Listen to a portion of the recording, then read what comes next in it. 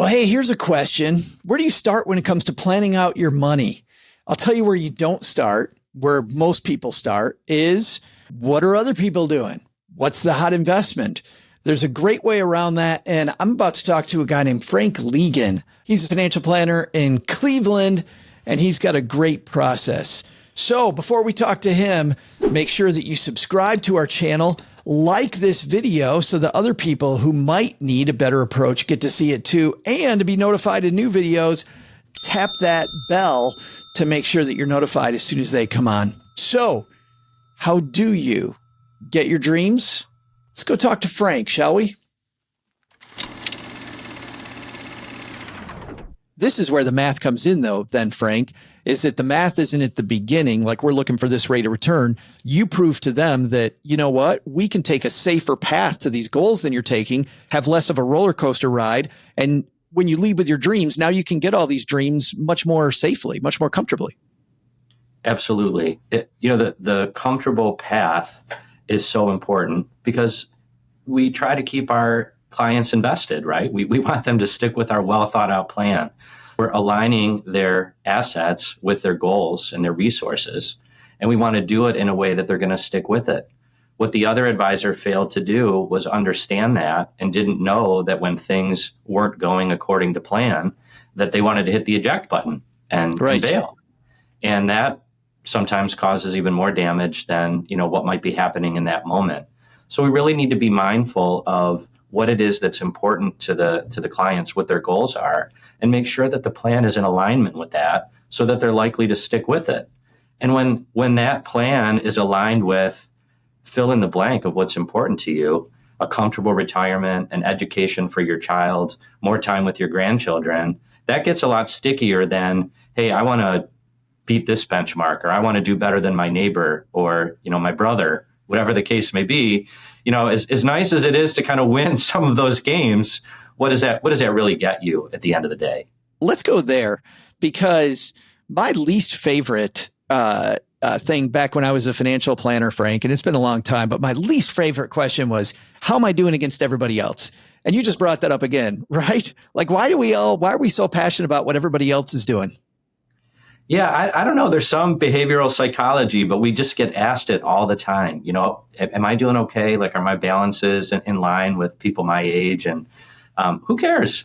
The answer really depends on what it is that is important to you and your family. So, one of the examples I love to give is that if you're talking to a paramedic or a teacher who has a pension, they don't necessarily need the huge nest egg that somebody doesn't have something like that in their life needs. And so they might compare themselves to somebody that doesn't have that as part of their plan and feel bad about themselves, when really the person who doesn't have that pension just needs to accumulate a lot more than the other person. So context really matters. You have another example in the book, and I don't remember the exact words, but it's something like, you and your neighbor can make exactly the same amount of money.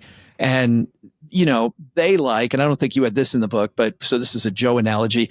They like high-end trips. They like, lavish spending.